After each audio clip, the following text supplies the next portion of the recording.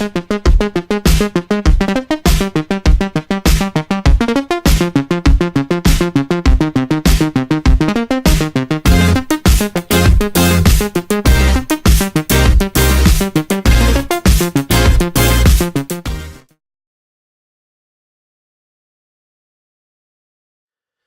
everybody on YouTube land, welcome to this week's film reviews. Like I said in one of my previous videos, my Child's Play trailer reaction, I've not been too well. I have been to see a few new films though, which I would like to do this is like a special episode of reviews. So to cover all the reviews that I've missed out on doing on my channel, I'm doing this one-off special, so it could go on for about 10 minutes, it might go on a bit longer. So I'll leave down in the description below times for each review if you want to skip to that review. To save you guys, if it's a particular film you want to see on this list, then I will leave the review down below. So yeah, welcome to this episode of Jamie's movie reviews, and let's get cracking then. The first film I want to talk about is Instant Family starring Mark Wahlberg and Rose Byrne, and it's basically about this couple who decide to adopt a child, and they end up with 3, and it's the trials and tribulations, the ups and downs of becoming new parents. And this, for the first sort of half, I thought this was okay. It was going okay and quite a good pace, but I felt like a lot of comedy fell a bit flat. Wasn't really that heavy into it. I thought it was alright, and then about halfway it clicked, and I got into it more, and it became funnier, and I just got more involved in the story. So I think it starts a little bit slow, but it gets better as it goes along. It's a good film overall. Definitely one I would recommend seeing. Maybe not go to the cinema, see it at home on Netflix or something. I'm not degrading this movie in a bad way, but I'm just saying it's not one of the best films out there in my opinion. So out of 5, I'd give it 3 stars. On to the next film I want to talk to you about, Beautiful Boy, starring Steve Carell and this other young lad, I can't think of his name, but he's very good. And it's about this father and son who are trying to connect when his son is going through a drug problem. He's taking a lot of drugs, and it's affecting his behaviour and it affects his family around it. And particularly the dad, played by Steve Carell, and he's trying to find ways to help him, but sometimes he's got to let his son get on with it, but there's other times where he needs to step in. And it's a drama with some very good, very strong performances. I think that's the best thing about this film, is the performances. The acting is very good. So, but the story itself, yeah, it's good. It goes at a good pace. It's a bit slow film. It's nothing overly exciting, but it's entertaining, and I would say it's worth watching. Again, probably on Netflix or Amazon Prime, whatever, but it's a bit better than Instant Family, so I'm going to go 3.5 for Beautiful Boy. The next film I want to see, the missus was very happy to see this film. She was looking forward to it. It's called Second Act with Jennifer Lopez, and it's about a woman who doesn't get the promotion at her regular job, and her family member decides to give her a fake Facebook account, and it gets her this massive job in this big office building for a big firm, and so she has to go along with this charade of who she is and try and prove herself to be as good as what they think she is. And there are elements of a love story, there's elements of family drama, but it's mainly about Jennifer Lopez's character coming to terms with this new job and trying to get everything settled in the job, etc. It's a very light-hearted movie. It's not awful. It's not god-awful where you have to switch it off. It's not the best of these sort of films, and it's the least romantic of Jennifer Lopez's sort of romantic comedies, but it's entertaining enough. It's not going to hurt anyone. There's some jokes that don't quite work. It's a bit cliched, but it's okay for what it is. It's not really my cup of tea, if I was to be frank, but I went with the missus and I did enjoy it for what it was. She would probably higher grade it than I would, but I would go 3 out of 5. A good, steady, entertaining film you can watch on a Sunday afternoon. So yeah, it's a nice film. It's a nice film. The next film, I hope I get this title right. If Beale Street Could Talk, I think that's how you pronounce it. I could be wrong, but it's about this young girl who falls pregnant with this guy, other family guys, young man's, and had their baby, and she's pregnant, and that came out wrong. And it's about the young lad is accused of raping this other woman, and it's very much in the Oscars favourite department at the moment. But me personally, I can see that it's a very well made film. The acting is very good. There's one amazing scene at the beginning where the two families meet to discuss what's just happened, to announce the pregnancy. That scene, it starts off pretty much around that sort of scene, and it's fantastic. I thought, we're going to be in for a great film here. And then after that, it's fine, it's good, it's not rubbish again, it's well acted and well written and well directed and all that jazz, but for some reason it didn't do much for me. It fell flat, and there are some great acting moments in here and some good ideas, but for a film, it just didn't it didn't it didn't grip me like I wanted it to. And I'm sorry, I'm still full of cold. It was fine for what it was, but it really, I think it's very overrated. And I'm going to get a lot of hate for my review for that, I'm sure, because everybody seems to be loving it. But I would go 2.5 out of 5. It's in the halfway point for me. I just didn't enjoy it that much. I thought it was overlong, a bit depressing. It doesn't have to be a jolly holiday with Mary every time, but it just didn't do much for me. I was a bit bored, but I do appreciate it. It's a very well made film, very well acted, written and directed. It just didn't do anything for me again on this situation, on this occurrence, I'm afraid. After that, something completely different. The Lego Movie 2. The Lego Movie 2 is a sequel to the Lego Movie. I bet you'd never have guessed that, would you? And it's basically pretty much the minute set from the first film. It continues into this one, where at the end of the first one, you find out that the boy's been playing with the Lego bricks, and now his sister wants to take over as well.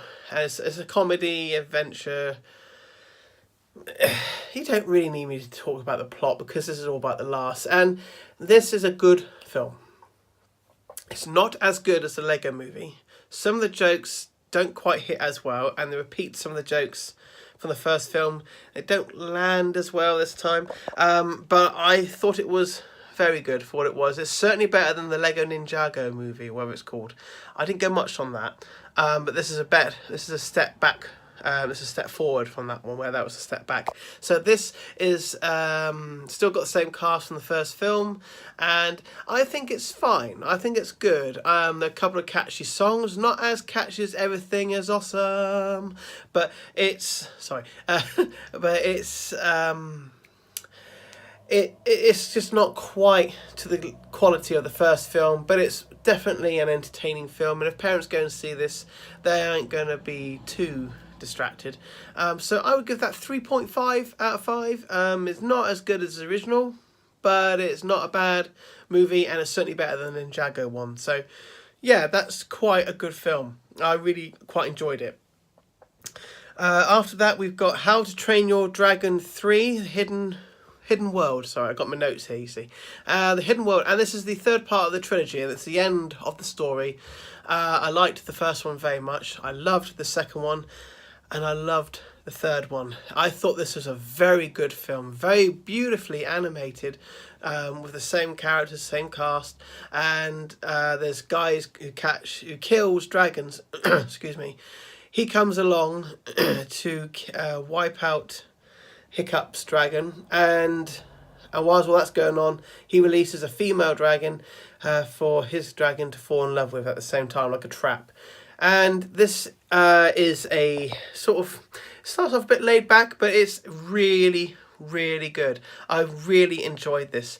The characters are great, the story is great, the animation is wonderful, the humour is perfectly balanced with the drama and the characters and the setting and the emotions, and it has a very emotional ending, which was very unexpected. Do excuse me, sorry about that. Oh dear, we're near the end of this, so so anyway, yes, I thought it was fantastic, and I would give it four out of 5. Anyway, so next film I have to review is Can You Forgive Me, starring Melissa McCarthy and Richard E. Grant, based on a true story about this lady who took autographs of and letters and faked them and sold them as the real thing, and eventually got caught. And it's a true story about her and her friend who go around doing these sort of cons, etc. And it's brilliantly acted, brilliantly written, brilliantly filmed. I loved it. I thought it's such a good film, and Melissa McCarthy is very 50-50 for me. I like some of her films and I dislike some of her films, but I actually really think could be her best performance. Well, it is her best performance by a long shot, and it's one of her best films as well. And when she's on form, she's great. But here's a more serious role, and she's really good as a serious actor. It's like Jim Carrey when he was doing his comedies, Liar Liar and Ace Ventura, Dumb and Dumber, The Master. You get what you said, Ace Ventura. I said that. And all of a sudden he does Truman Show, Man on the Moon, and Eternal Sunshine of the Spotless Mind, and it just proves that he can act as well. And it's the same here with Melissa. She can act as well. So yes, I thought she was great in this part, and Richard E. Grant was scene stealing the whole film. He was just fantastic, and it's no wonder he's up for a supporting actor. He was so good in this movie, so it's about time he got acknowledged for his great efforts. So yes, it's a good film, goes at a good pace. It's just, I really enjoyed it. 4 stars again for me on this one. I thought it was a very good film. And now the last film on my list. This was going to be a joint review of my good friend Paul, Big Paulie, but due to circumstances, our dual review is no longer going to happen because timings, and he's got stuff going on today, and then tomorrow I'm working, and then I'm away at the weekend, and he's going to see it way before me, and and obviously we want to get the reviews out, so we're going to do a joint review of something else. We have talked about it, and we're going to do another review in another time, probably Captain Marvel, I think is the one we were talking about. So yeah, well, so that will happen. We will do a duo video, which is going to be quite exciting. And he's a great guy. So anyway, back to my review of Alita Battle Angel, and this has had mixed reviews like you wouldn't believe. Some saying it's the biggest pile of poo you've ever seen, and some say it's all right. I thought it was brilliant. I'm gonna put my head out there. I'm gonna say it. I don't care if people don't like me for liking the. There, I start again. I don't care if people don't like me for liking this film, because I really, really enjoyed it. I thought it was a good story. I thought it was very faithful to the original manga, the comics, and even the anime series as well. I thought it was a really well acted film. I thought it was the writing wasn't quite as sharp as it could have been. There were some generic things in there like the love story, but none of it bothered me. I was invested in the story. I was invested in the characters. I liked the fact that it took its time, and the action sequences were fantastically done. The special effects, the cinematography is phenomenal, and the 3D, I don't bother with 3D. I don't see the point of it. I do. I can see why it's popular, but I don't. It's not something that I rush to go and see. I wouldn't buy a 3D Blu-ray over a 2D Blu-ray. But this I decided to see in 3D, and why? Because James Cameron's doing it, and he's usually bankable. Avatar was great in 3D. Might not have been the greatest film, but the 3D was very good. I thought, well, I don't go see 3D, and they don't show 3D that much these days. I think it's dying out, and I thought, why not? And you know what? This has to be one of the best 3D movies I've seen. The dimensions in this film is incredible. The layers. I mean, 3D has come on so much since I used to watch it. My dad calls it cardboard cutouts. You can understand why. But it's like, that's it, right? There's my hand, and then you see me behind me. That's like the sort of 3D effect usually. In this, it's like you can see down on a high street, one layer, then another layer, and another layer, and another layer, and another layer. It's just so clever. I can't describe it, but there's more than just one thing at the front sort of jumping or suddenly going like that. And there are a couple of moments in there, but yeah, I thought the 3D was fantastic. So I'm going to rate as the film. I think personally out of 5, I'm rating this very high. I don't care if you hate me for this. It's my favourite film of the year so far. It just goes on my enjoyment of it. The only downside I would say for this film is that the ending was a bit underdeveloped. I felt like it was a bit of a letdown. The big action sequence is great, and then it builds, and you think it's going to continue to something else, and it sort of just ends. And it leaves it open for another one, and I hope it does. They make another, because if they leave it like this, it's not finished. I don't know. I'm hoping they do another one, but I do find that the ending was a bit disappointing. But overall, I would give this probably a 4.5 out of 5. It's that heavy for me. I really enjoyed it. So for the film, it's a 4.5. For the 3D out of 5, I'm going 5 on the 3D. It was amazing. It really did bring you into the film, and I highly recommend you go and see it in 3D. So there we go. There's my recent film reviews. Thank you for making it to the end of this episode. I hope you enjoyed it. I'm sorry it's kind of a late review on some of these, and it's all in one video, because I don't really want to keep doing episodes unless you guys like watching my, like, I could do like a film review weekly thing where I go through all the films I've seen in 1 week. It's up to you. Let me know down in the comments below what you prefer, individual episodes for individual films, or one big video for like a week of all my films I've seen. I could read out like a film program you see on television, but it's just some big fat bald bloke on YouTube who talks absolute bollocks. I'm sorry, I do put myself down a little bit too much now, and then I get in trouble for that with the missus. Hello, Katie. She's not here, but I'm waving to her, watching it on the sofa, because I know what she's like. Anyway, so thank you very much for watching this video. Tell me if you've seen any of those films and what you think of them down below, in the comments below. And thanks for watching, guys. Please like and share, and most importantly, press that subscribe button for me, because I'm aiming to get to 100 by the end of the year, and I've already gone up by like 15 this year, 15 subscribers. And hello to all those new subscribers.